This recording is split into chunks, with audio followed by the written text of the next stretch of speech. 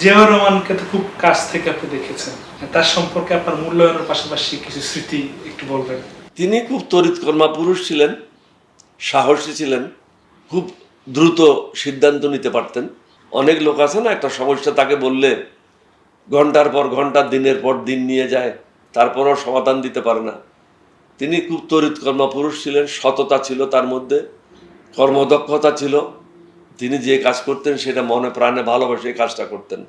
তিনি যে বাংলাদেশের স্বাধীনতা ঘোষণা করেছেন, এটা শুধু তার নামের জন্য তিনি করেন নাই, বাংলাদেশের জনগণকে একটা দিক নির্দেশনা দিয়েছিলেন এই স্বাধীনতা ঘোষণার মাধ্যমে।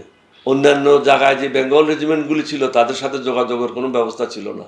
এই স্বাধীনতা ঘোষণার মাধ্যমে মূলত ফার্স্ট বেঙ্গল রেজিমেন্ট যশোর থেকে জানতে পারে যে আমরা অষ্টম বেঙ্গল রেজিমেন্ট মুক্তিযুদ্ধ শুরু করেছে।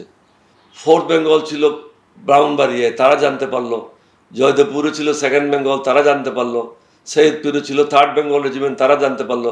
সমগ্র জাতি জানতে পারলো, সমগ্র পৃথিবী জানতে পারলো, যার জন্য পৃথিবী ঝাঁপে আমাদের পাশে এসে দাঁড়ালো।